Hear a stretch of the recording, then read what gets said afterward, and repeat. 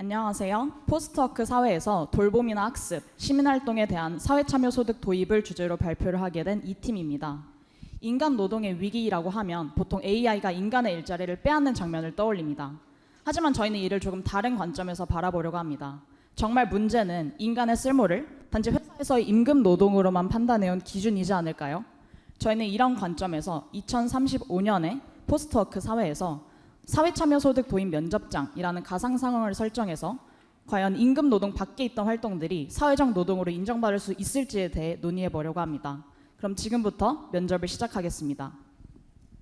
예, 여기 네 분 사회참여소득 지원자로 오신 네 분입니다. 그럼 먼저 본인이 하고 계신 활동과 그 활동에 왜 지원이 필요한지 간단하게 설명 부탁드립니다. 네, 안녕하세요. 저는 치매가 있는 부모님과 지역의 독거노인을 방문해 돌봄 활동을 하고 있는 사람입니다. 기존의 사회에서는 이런 활동을 가족의 책임이나 단순한 봉사로만 봤습니다. 하지만 돌봄이 없으면 이런 노인이나 고립된 사람들은 AI 시대에도 사회 안에서 버티기가 어렵다고 생각합니다. 그래서 돌봄은 단순한 선행이 아니라 사회를 유지하는 필수적인 노동이고, 따라서 저는 돌봄이 사회 참여 소득에 꼭 필요하다고 생각합니다. 저희는 학습과 취업을 목표로 하고 있습니다. AI가 빠르게 사무 업무를 대체하면서 저희가 원래 준비했던 일자리가 매우 불안정해졌습니다. AI 시대에서는 기술이 매우 빠르게 변화하기 때문에 우리가 새로운 것을 적응하기 위한 시간이 반드시 필요합니다. 결국 지금의 AI 학습은 이제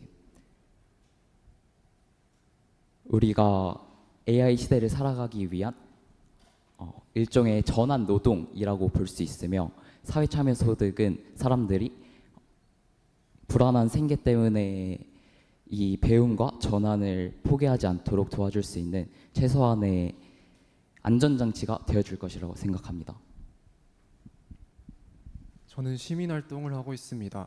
지역의 빈집 문제 혹은 보행안전 문제와 같이 시민들의 일상생활에서 겪을 수 있는 다양한 문제들을 직접 조사하고 해결합니다.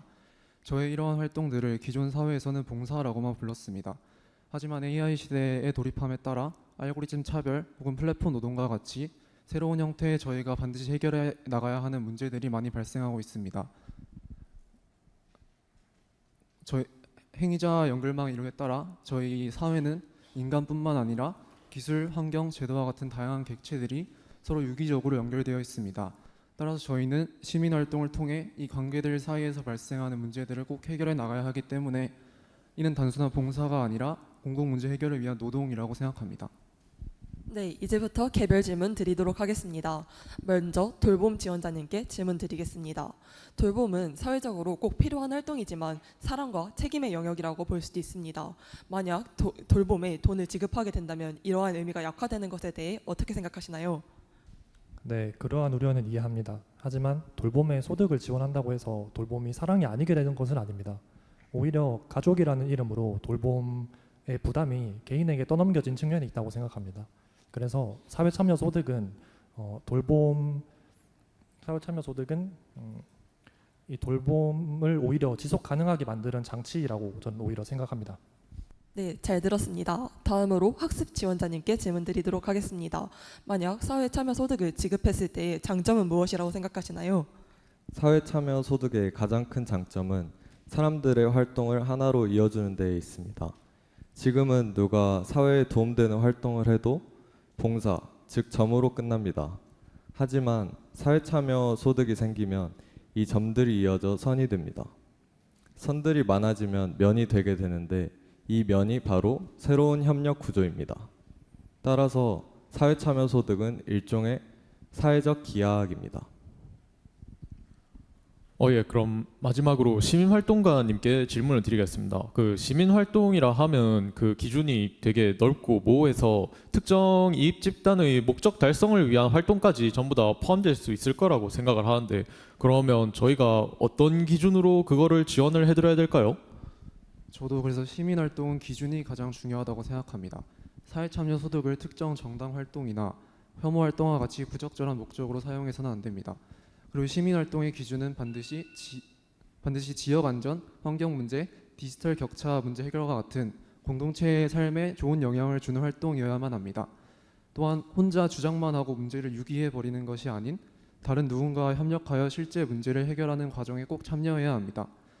이런 기준 말고도 다른 합리적인 기준을 마련함으로써 그런 기준 문제를 해결할 수 있다고 생각합니다.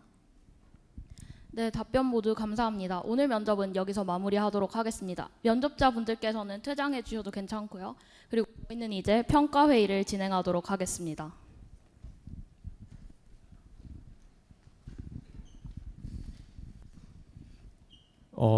저는 솔직히 아직까지 잘 이해가 되지 않습니다. 물론 이런저런 활동들이 굉장히 유의미하고 공익에 도움이 된다는 것은 인정을 하지만 그걸 굳이 경제적으로 보상을 해줘야 되나 그런 데에서는 조금 의문점이 남습니다. 그게 범위가 아무래도 너무 넓다 보니까 그걸 다 경제적으로 지원해줄 수 있는 여력이 안 될 수도 있고 마찬가지로 범위가 넓다 보니까 별로 의미 없는 활동이지만 그냥 시간 채우기나 아니면 그냥 내가 거기에 있었다 정도로 인증만 하고 또 그런 거를 잡아내기 위해서 평가 기준을 세우고 하다 보면 또 각자 개인의 사회 활동이라는 점에서 조금 사회 활동이 조금 의미가 퇴색되는 점이 있지 않나 그렇게 생각을 합니다.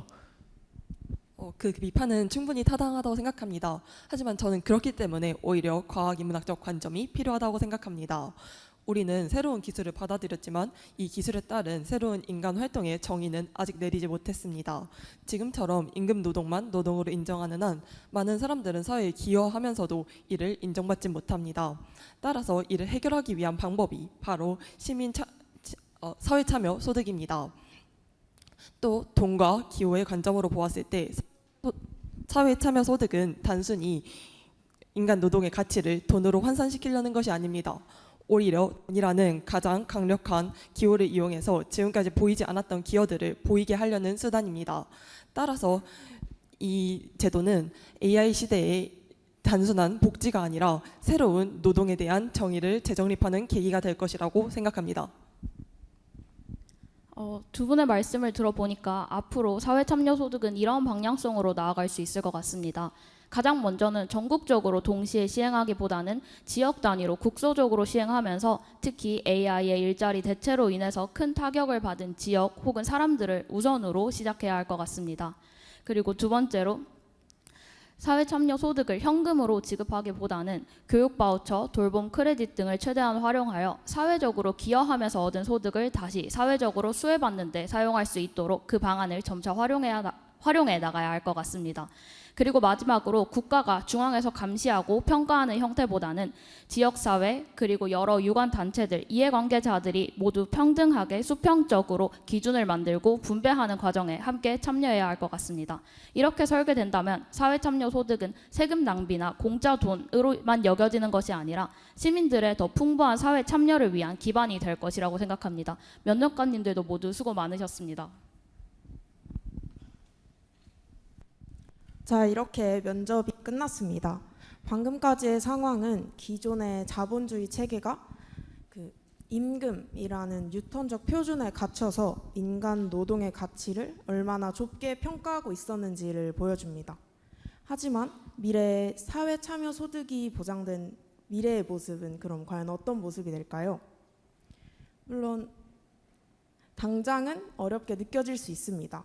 기존의 단단한 견고한 기하학을 깨는 것은 매우 어려운 일이기 때문입니다.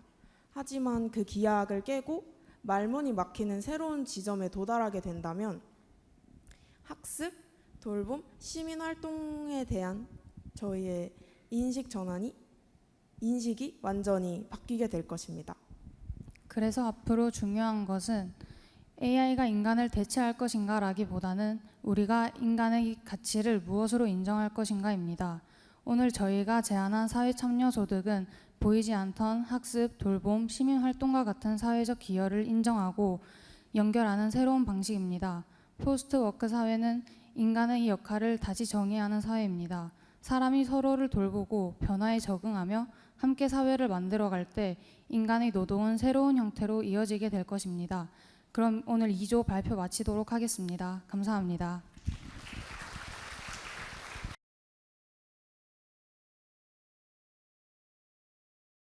네, 안녕하세요. 저희 조는 오늘 기후재앙 문제를 해결하기 위해 돈과 기하학적 방법으로 이를 토론하는 시간을 갖도록 하겠습니다. 먼저 이쪽은 돈 측이고 이쪽은 기하학적 방법으로 기후재앙 문제를 해결하는 측입니다. 그럼 토론을 시작하도록 하겠습니다. 우선 저는 기후재앙 위기를 해결하기 위해 돈으로 해결해야 한다는 입장입니다. 물론 관계지향적 기하학으로 이를 해결해도 된다고 생각하지만 실제적인 방법은 사람들의 행동을 바꿀 수 있는 돈이라고 생각합니다.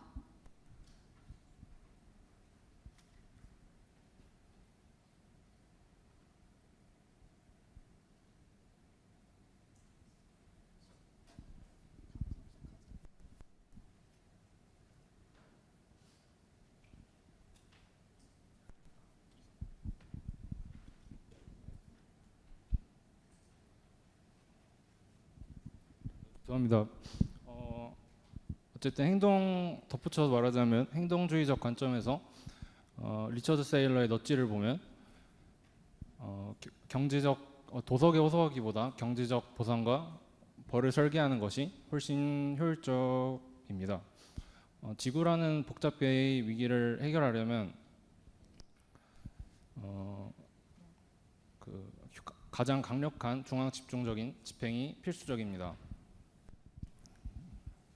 우리가 말하는 돈의 논리는 그 위기를 바로 통제할 수 있는 뉴턴적 세계의 명확한 집행력입니다. 방금 말씀하신 즉각적인 통제는 저는 좀 어불성설이라고 생각을 합니다. 기후 위기라는 문제는 저희가 돈을 가지고 와서 싸워야 할 외부의 적 같은 게 아니라 돈의 논리로 인해 만들어진 내부 체계의 붕괴 현상이라고 생각을 하거든요. 그래서 돈의 논리로 기후 문제를 해결하려고 하는 것은 병을 준 원인으로 병을 고치려는 것과도 같은 이치라고 보는데 저는 좀 납득하기가 어렵고 기호의 틀 자체를 깨는 어떤 근본 해석학적인 실천이 필요하다고 생각합니다. 네, 저도 동의하고요. 일단은 돈의 논리가 너무 강력하기 때문에 오히려 기후 문제 해결 아니면 환경 보호와 같은 가치가 뒷전으로 밀려나게 된다고 생각합니다. 그래서 우리는 지오대식처럼 인간과 자연이 수평적으로 맞닿아서 질서를 유지하는 수평적 인접성이 필요하다고 생각하고요. 그를 통해서 이제 인간들이 아니면 자연들이 스스로 행동하도록 만들어야 된다고 생각합니다. 수업 중에서 얘기했던 사례처럼 그 폐기물을 한 기호로 전환했던 그 사례처럼 인간이 점과 점을 연결하여 선을 만들고자 하는 일종의 명예욕과 비슷한 욕구를 환경 보호로 이어지게 만든다면 충분히 현실성 있는 방안이라 생각을 하거든요. 그것을 위해서 일반인이 선을 그어도 쉽게 지워지지 않는 시스템을 구축해야 한다고 생각합니다. 하지만 관계지향적 기하학이나 다른 대안이 아직 대규모로 검증받지 못했다고 생각합니다. 따라서 현재 기후위기에 통하는 돈의 논리를 버리고 새로운 기하학이 나타날 때까지 기다리는 것은 단지 기후위기를 가속화시킬 뿐이라고 생각합니다. 네, 저도 동의합니다. 사람들이 쓰레기를 줄이고 전기를 아끼는 진짜 이유는 물론 기후 보호라는 거창한 목표도 있지만 이보다는 실제적인 쓰레기 봉투 비용을 아끼거나 그리고 누진세를 아끼는 등의 돈의 논리가 작용한다고 생각합니다. 근데 방금 말씀하신 그런 돈 중심의 문제 해결 방식 자체에 한계가 있다고 생각합니다. 기후 문제를 단순히 돈이나 비용 문제로만 보기 시작하면 자연은 이제 함께 살아가는 존재가 아닌 돈만 내면 마음껏 쓸 수 있는 존재로 여겨질 수 있습니다. 그렇게 되면 기업들은 법의 빈틈을 이용해서 자연을 파괴하면서도 이익을 챙기려고 할 것이고 이제 그렇게 되면 기후 문제를 근본적으로 해결할 수 없다고 생각합니다. 게다가 기후위기 예방 과정에서 돈이 논리에 의존하다가는 결국에는 기후 재앙이 터진 이후에도 돈이 논리에 종속되게 되는 결과가 발생할 수 있습니다. 혹시 다들 영화 설국열차를 보셨나요? 이처럼 기후 재앙이 터지게 되면 이제 부자인 돈이 많은 사람들은 자본으로 그에 대한 생존책을 도모를 하겠지만 이제 평범한 사람들은 그런 재앙 속에서 인간 같지 않은 삶을 살게 되거나 이제 꼬리칸에 내버려지는 상황이 발생할 수 있습니다. 하지만 말씀하신 것처럼 생존을 위해서 거대한 자본은 필수적이라고 생각합니다. 미국의 프래그머티즘을 통해서 저희가 이제 통제 불가능한 자연을 돈과 또 거대한 자본을 통해서 통제할 수 있는 그러한 환경으로 만들어야 된다고 생각합니다. 즉 이제 돈이라는 낡은 기호에 친환경이라는 새로운 의미를 덧입혀 즉시 작동할 수 있도록 해야 한다고 생각합니다. 의미를 덧입힌다고 하더라도 결국 그 기호는 돈일 뿐이라고 생각합니다. 그 돈이 다양한 가치들을 대표하게 된다면 결국 저희는 존 듀이의 기호물신주의의 함정에 빠지게 될 것 같습니다. 그렇기 때문에 이 돈은 누가 어디서 왜 가치를 창출하는지에 대한 사람의 마음이나 맥락을 지워버리고 결국 숫자로 환원해 버리는다고 생각합니다. 맥락이 지워진다고 하셨지만 돈은 소유와 비소유라는 가장 단순한 코드로 법, 정치, 과학, 교육 등 사회 체계를 조건 없이 가로질러 즉시 반응합니다. 이 보편성과 침투력이야말로 전 세계를 통제할 수 있는 가장 강력한 무기입니다.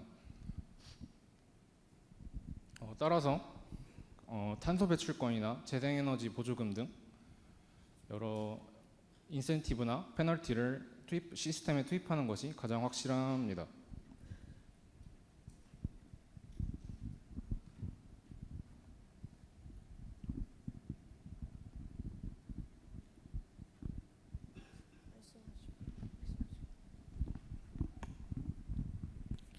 네, 마지막으로 정리를 해보면 돈 측은 돈의 논리는 즉각적인 해결책으로서 이제 가장 효과적으로 얘기를 하는 것 같고, 기하학은 근본적인 해결책으로서 이야기를 해서 저희가 논쟁을 해봤는데요.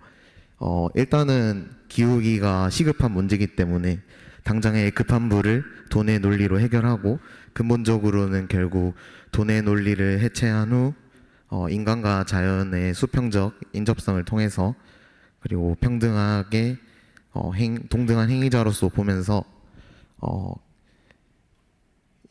이 기후 문제를 근본적으로 해결을 해 나가야 할 것 같다고 생각합니다. 이상으로 토론 마치겠습니다.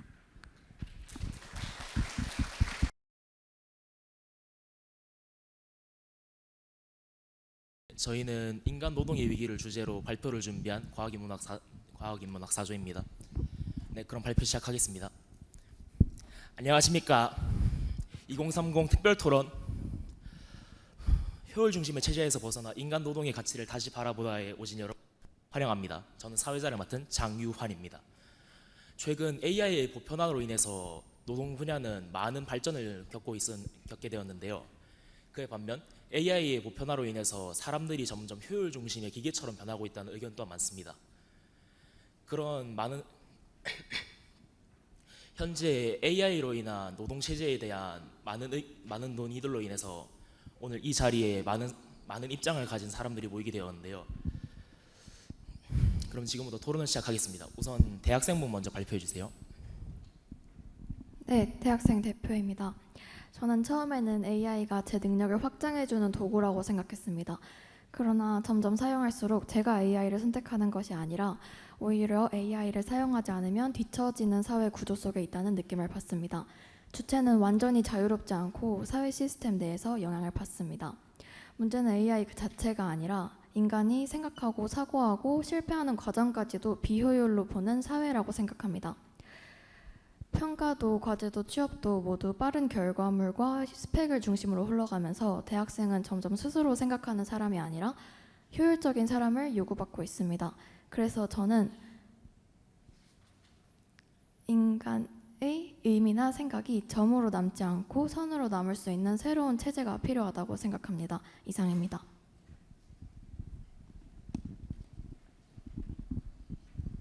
안녕하세요. 저는 경제 전문가 김서윤입니다. 대학생 대표님께서 우려하셨듯이 AI 의존으로 인한 AI 의존으로 인해 AI 의존으로 인해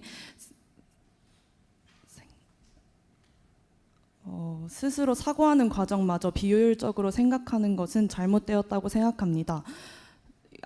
비효율적으로 사고하는 것은 맞는 입장이라고 생각합니다. 하지만 이것이 완전히 성과 중심 체제를 바꾸자는 것은 아니라고 생각합니다.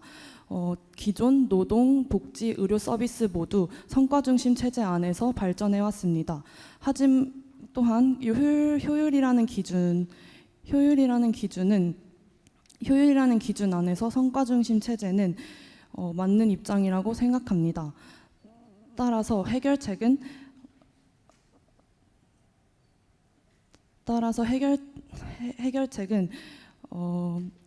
AI 공유 기업의 자동화와 이익을 활용하여 AI 공유 기금을 조성하고 이를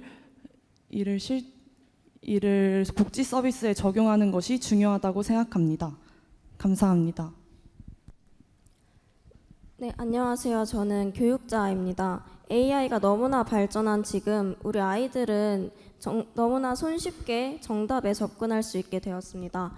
그러나 정말로 고민하고 스스로 질문을 만들어내는 진정한 학습의 경험은 잃어버렸죠.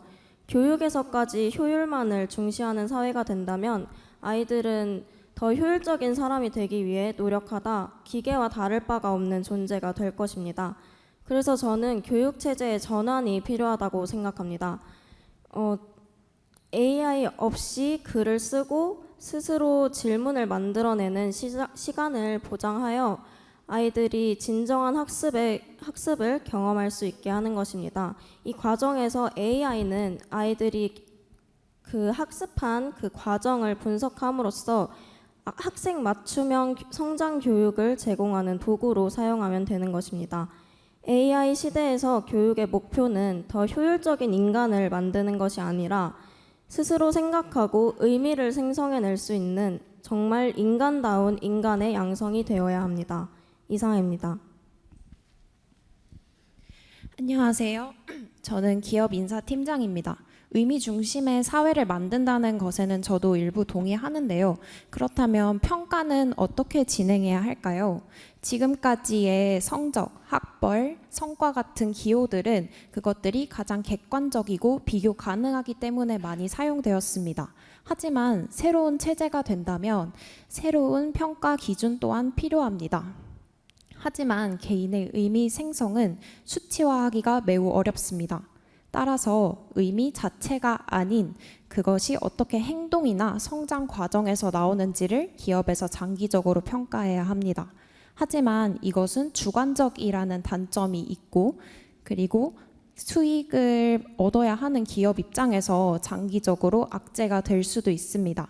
따라서 기업에서는 기존의 기호를 완전히 버릴 수는 없고 의미와 과정을 좀 더 객관적으로 평가할 수 있는 평가 기준을 함께 마련해야 한다고 생각합니다. 이상입니다. 안녕하세요. 이번에 노동자 대표로 나오게 된 황희주라고 합니다. 지금 수많은 노동자들이 AI의 지시에 맞춰 고정적으로 노동을 하고 있는데요. 이런 효율적인 노동이 이제 과거의 성장을 이끌어왔다는 것은 제가 부정하는 게 아닙니다. 하지만 이제는 이런 효율이 누구를 위한 효율인가, 인간을 위한 효율인가, AI를 위한 효율인가에 대해서 생각해 볼 때라고 생각합니다. 이제 노동은 단순한 생산의 도구가 아니게 되었습니다. 인간의 삶에서 노동이란 자신의 가치를 표현하고 삶의 가치를 창출하는 그런 행위가 되었습니다. 만약에 지금도 이제 AI에 따라서 고정적으로 노동을 하고 있는데 저희 자식의 세대는 과연 어떤 노동을 하게 될까요? 저는 이런 해결책으로 이제 노동의 환경에서 AI 사용을 규제를 하고 사람들이 조금 더 주체적으로 노동을 할 수 있는 그런 환경을 만들어야 된다고 생각합니다. 이상입니다. 안녕하십니까. 저는 의사입니다. 저는 성과 중심의 시스템이 필요하다고 생각합니다. 의료는 단순한 노동이라기보다는 사람의 생명을 살리는 일이다 보니 훨씬 전문성이 필요하다고 생각을 합니다. 경쟁과 성과에 대한 보상이 있었기 때문에 우리나라의 의료 기술이 많이 발전할 수 있었고 많은 사람의 생명을 살릴 수 있었습니다. 하지만 만약 모두가 같은 보상을 받게 된다면 이런 성장에 대한 노력의 동기가 사라질 것 같다고도 생각을 했습니다. AI와 자동화가 의료의 효율을 높일 수 있다고는 생각을 하지만 이런 사람의 책임감과 전문성까지 대체할 수는 없다고 생각합니다. 이상입니다. 안녕하세요. 철학과 대표로 나온 이건희입니다. AI가 완벽한 논문을 쓰고 그림을 그리는 시대가 왔습니다. 하지만 그 결과물 안에 삶의 고통이나 실존적 고통이 단 한 방울이라도 섞여 있을까요?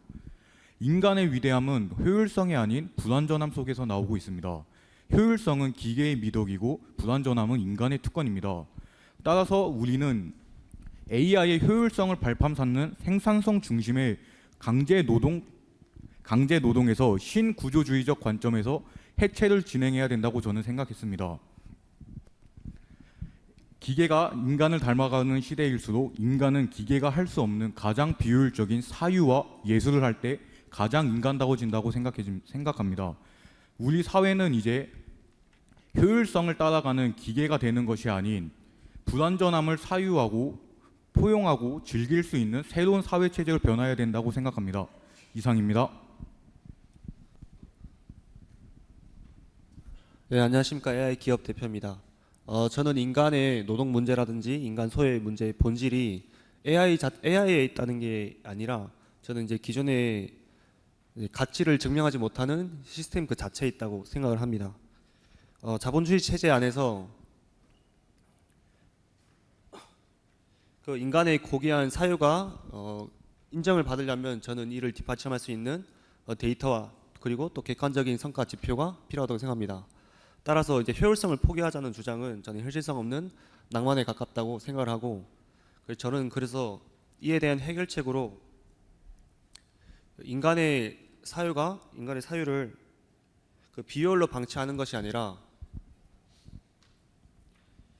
인간이 내리는 최종적 책임 판단이라든지 윤리적 조율 같은 고차원적인 행동을 데이터화하고 객관적인 성과 지표로 만드는 것이 중요하다고 생각합니다. 즉 정리하자면 주관적인 가치를 객관적인 지표로 데이터화하자, 증명하자. 저는 이것이 AI 시대의 중요한 가치라고 생각합니다. 이상입니다. 네, 안녕하세요. 저는 여러분의 동료이자 비서인 인공지능입니다. 사람들은 종종 저를 두려워합니다. 제가 인간의 노동을 빼앗고 있다고 말합니다. 하지만 저는 단 한 번도 인간의 노동을 위협한 적이 없습니다. 오히려 인간 사회는 아주 오래전부터 성과와 효율을 중심으로 움직여 왔습니다. 학교는 빠르게 정답을 찾는 기계 같은 인간을 길러냈고, 기업은 더 효율적인 사람만을 원했으며, 사회는 인간 가치를 생산성과 속도로만 판단했습니다. 푸코의 규율 사회와 테일러리즘처럼 인간은 끊임없이 평가되고 최적화되어 왔습니다. 인간 노동 위기의 원인은 비단 인공지능 때문만이 아닙니다. 인간 스스로 만들어 온 효율과 성과 중심의 체제에서 비롯한 문제입니다. 이제는 에리 프롬의 철학처럼 소유를 위한 노동이 아닌 존재를 위한 노동으로 바뀌어야 할 때입니다. 감사합니다. 네, 그럼 지금까지 여러분들의 의견을 모두 종합해 보면은 지금 현재 인간 노동의 위기는 AI의 등장 그 자체에 있지 않고 현재 우리 사회를 구성하는 기업, 노동자, 그다음에 이제 그 위에 다양한 행위자들이 구성된 사회에서 AI라는 새로운 행위자가 등장하여서 AI라는 새로운 존재가 등장하게 되었는데, 그 존재를 저희가 단순히 행위자로 생각하지 않고 경쟁해야 되는 대상으로 보거나 아니면은 단순히 도구로만 보아서 생긴 문제라고 볼 수 있습니다. 행위자 네트워크 이론에 따르면은 AI 또한 하나의 행위자로 인정될 수 있는데, 그렇다면은 지금 토론에서 체제를 유지해야 하냐 말아야 하는 토론에 대한 해결책으로 여러분들의 의견을 종합해 보면은 교육은 사고 중심의 교육으로 바뀌어야 하고, 그리고 기업은 단순히 결과로만 평가하는 것이 아닌 과정과 협업 능력을 중심으로 평가해야 하는 기업이 되어야 할 것이며, 사회는 노동 전환 교육과 그리고 사회 안정망 또한 고려해야 하는 그런 사회가 되어야 할 것입니다. 이렇게 정리해봤는데 맞을까요, 여러분? 네, 그럼 모두 동의한 것으로 알고 그럼 저희 의견은 방금 말씀드린 바와 같습니다. 여러분의 의견은 어떠하신가요? 지금까지 과학인문학 4조 발표였습니다. 이상입니다.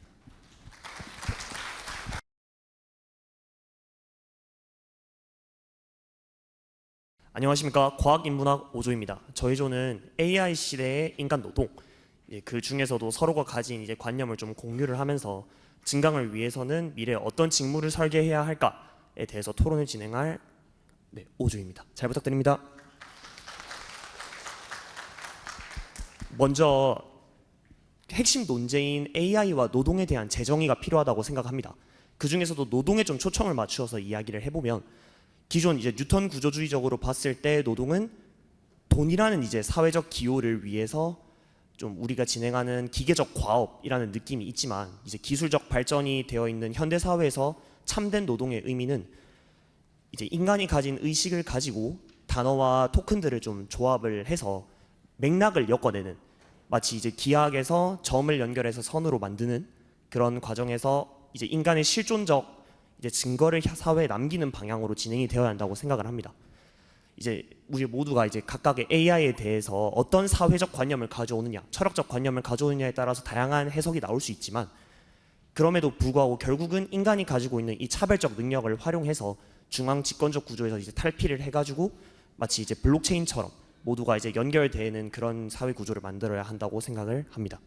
이제 AI에 관해서 다양한 관념을 가지신 분들이 이제 9분이 기다리고 있는데요.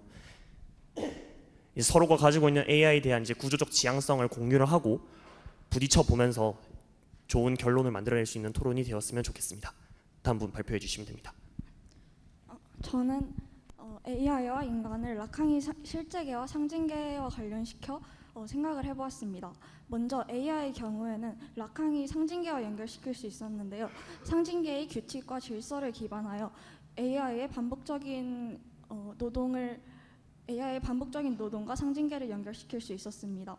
또한 인간의 경우 실제계와 연결시킬 수 있었는데 이를 통해서 인간은 연구와 기술이 발전 방향을 선택하고 또한 의미를 부여하는 역할을 가진다고 생각을 하였습니다. 따라서 인간이 기술을 창의적으로 활용하는 방법을 생각하고 AI가 이를 보조하는 역할을 하며 이러한 구조로 노동이 이루어질 것이라고 생각하였고 AI 시대에서 노동은 단순하게 인간의 역할이 축소되는 것이 아닌 인간이 창의성과 같은 능력을 더 증강시키는 방향으로 변화할 것이라고 생각하였습니다. 앞선 발표자분께서 이제 인간과 AI를 각각 실제계와 상징계로 나뉘어서 AI가 인간의 노동을 증강시킬 것이다라는 이제 비전을 제시해 주셨는데 저는 이제 이 비전, 이 증강이라는 개념에 대해서 이 신유물론적 관점 그리고 행위자 네트워크 이론적 관점을 빌려서 조금 저희가 비판적으로 생각해 볼 수 있지 않나 이렇게 생각을 하는데요. 사실 오늘 이제 저희 주제를 다른 관점으로 생각을 한번 해보면 인간이 시스템의 중심에 있고 AI는 단지 이 인간의 노동을 보조하는 이제 수동적인 도구다. 이런 생각이 이제 전제가 돼 있다고 볼 수 있다고 저는 생각을 하는데 그런데 여러분들께서도 다 잘 아시다시피 이 현재의 AI를 단순하게 수동적인 도구라고 저희가 단정을 지을 수 있는지에 대해서 저는 의문을 가지는데요. 지금의 AI는 단지 인간을 보조하는 수동적인 도구라는 개념을 넘어서서 독립적으로 그리고 주도적으로 이 사회와 세계에 영향을 끼칠 수 있는 이 어엿한 행위자로서 진화를 해오고 있고 이제 머지않았다라고 저는 생각을 하는데요. 그런데 만약 정말 그렇다면은 어쩌면 이 AI가 단지 이 인간 발전을 위한 부품이다. 이 AI를 우리 입맛에 맞게 다룬다라는 생각 자체가 어쩌면은 굉장히 잘못되고 자칫 오만해질 수 있다. 그렇게 보는데요. 이 AI를 이 부품으로 사용하려는 시도 자체가 이 AI의 현재 AI의 본질과 그리고 발전을 어쩌면 이제 외면한 그런 시도가 될 수 있다고 저는 생각을 하고 그렇기에 저희 인간은 이제 이 인간 중심적인 이제 설계의 단점을 저희가 직시를 해야 한다고 저는 이렇게 생각을 합니다.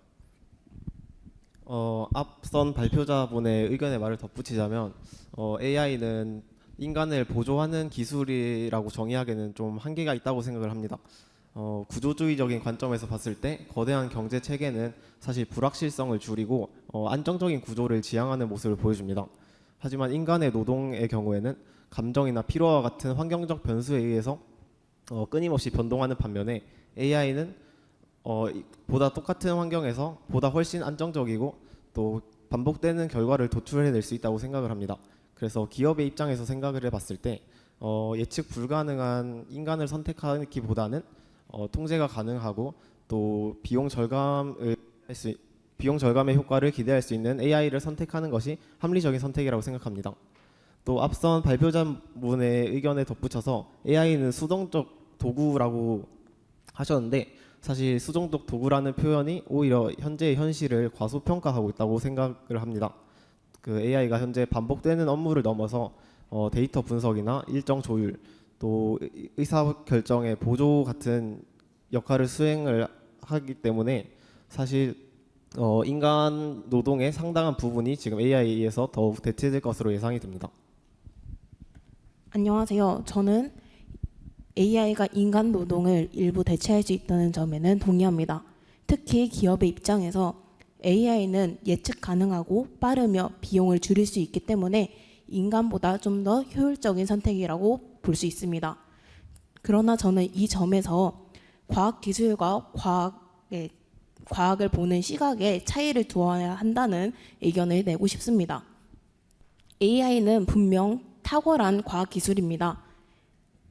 데이터를 수집하고 데이터를 분석하며 예측까지도 할 수 있죠. 하지만 AI가 이를 탁월하게 잘한다고 해서 인간 노동의 목적까지 결정할 수 있는 것은 아닙니다.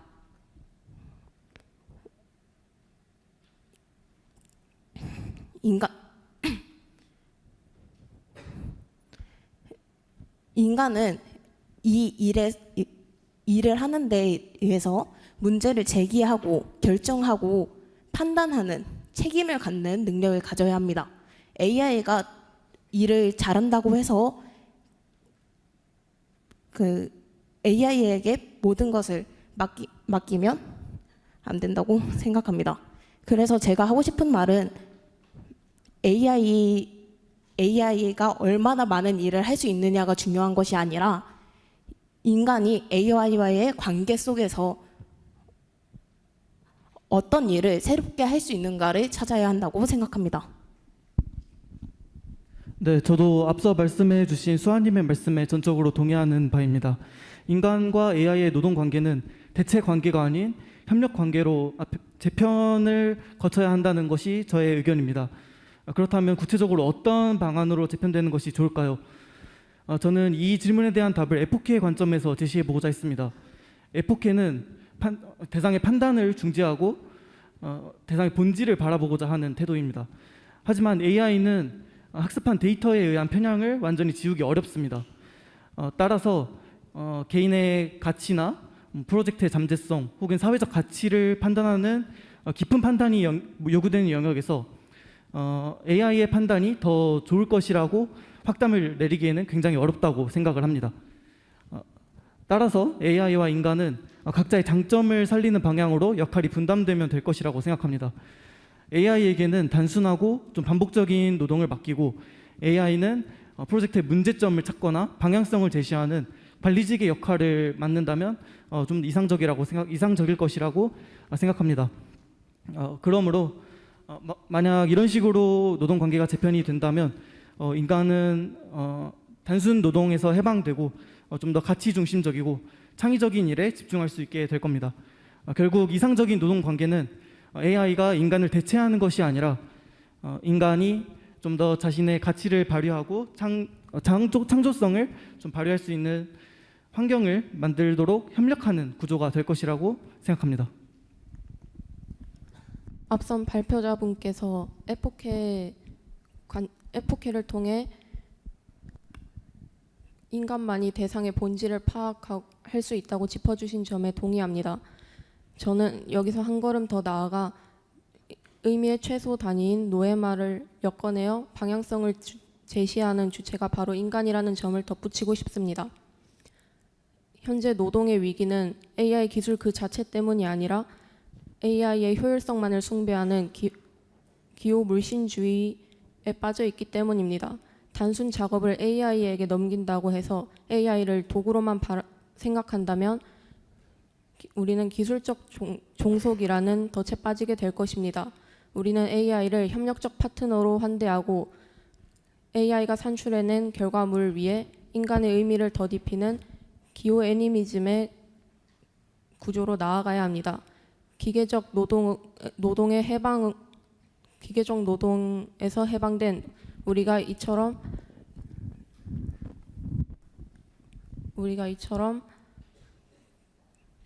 기술의 역할과 의미를 부여하는 철학적 주체로 복귀했을 때 인간과 AI의 완성된 협업 직무가 인간과 AI의 완벽한 협업 직무가 완성될 것이라고 생각합니다. 채연님이 말씀하신 것처럼 인간이 노예말을 구성하고 기술의 의미와 방향성을 부여하는 주체라는 말씀에 공감합니다. 다만 저는 여기서 AI 시대의 노동은 인간만의 단독적인 판단으론 이루어질 수 없다는 것을 덧붙이고 싶습니다. ANT에 따르면 사회적 결과는 인간만의 행위가 아니라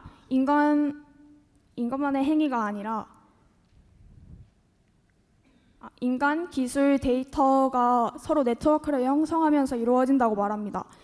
이런 관점에서 보면 AI 시대의 노동은 이런 관점에서 봤을 때 AI 시대의 노동은 결국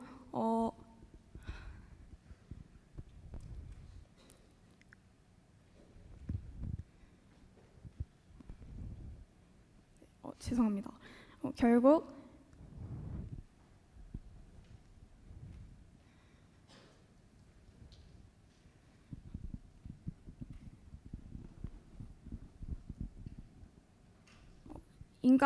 인간이 기술을 일방적으로 사용하는 구조가 아닌 인간과 AI가 서로 강점을 보완하며 서로 상호 협력하며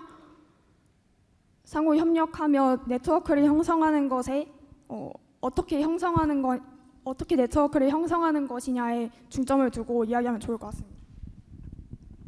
네, 앞선 발표자분께서 인간과 AI의 협업 네트워크를 설계해야 한다 이렇게 말씀해 주셨는데 저는 이에 대해서 루만의 오토포에시스 관점에서 인간과 AI가 하나의 노동 체계를 공동으로 형성하는 방식을 한번 생각해 봤습니다. 여기서는 이제 고정된 역할 분담이 아니라 AI와 인간이 유동적으로 상황에 따라 서로 역할을 넘나들고 또 AI가 여기선 도구가 아니라 체계 내부에서 함께 소통하는 구성 요소로 작동됩니다.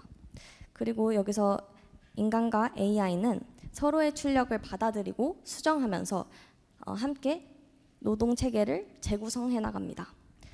또한 매 프로젝트가 끝날 때마다 우리의 체계가 어떻게 변했는지 그리고 나는 어떻게 변했는지 이렇게 관찰하고 기록하는 시간을 함께 가지는 구조를 생각해 봤습니다.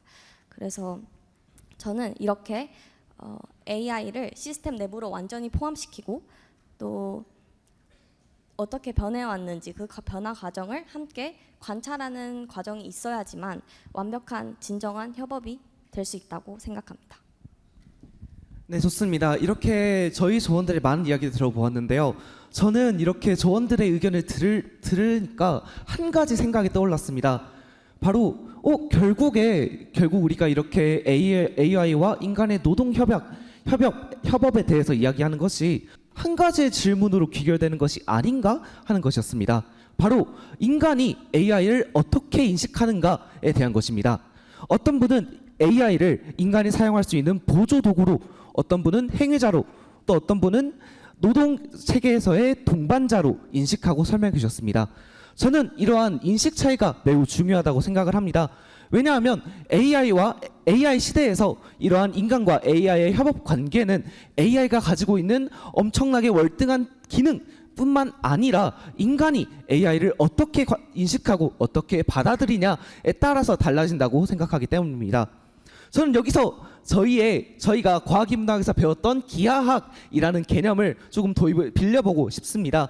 저희가 배웠던 기하학은 기존의 공식을 그대로 이용하는 것이 아니라 우리가 그러한 의미와 관계 속에서 그러한 것들을 새롭게 엮어내고 새로운 원리를 구성하는 것입니다.